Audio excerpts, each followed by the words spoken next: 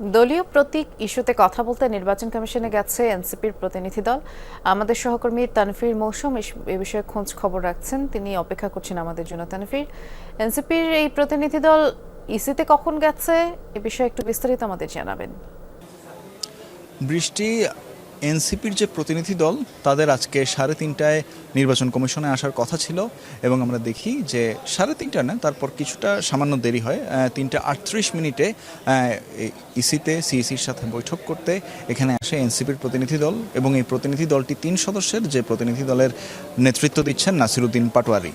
এবং এখানে যেমনটি বললেন, দলীয় প্রতীক নিয়ে এখানে আলোচনার জন্য আসা হয়েছে। যেহেতু দলীয় প্রতীক নিয়ে এনসিপির সাথে আসলে নির্বাচন কমিশনের দীর্ঘদিন ধরেই বিভিন্ন ধরনের চিঠি চালাচালি হচ্ছে এবং সেটা নিয়ে তারা আসলে তাদের আলোচনা এখনও চলমান।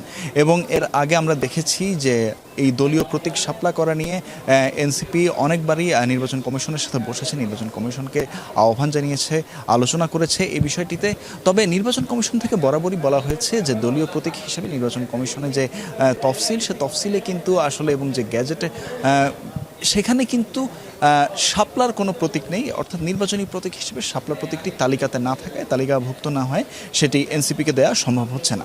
এবং এই বিষয়টি কিন্তু বারবার বলা হয়েছে। এবং অপরদিকে আমরা দেখেছি যে বিভিন্ন সময় বিভিন্ন রাজনৈতিক সভা-সমাবেশেও কিন্তু এনসিপি নেতারা বলেছিলেন যে না, তাদেরকে শাপলাই দিতে হবে এবং তারা এই যে শাপলা প্রতীক দেওয়ায় কোনো আইনগত বাধা নেই, সে বিষয়টি নিয়েও কিন্তু এনসিপি নেতারা বারবার জোর দিয়ে এসেছেন।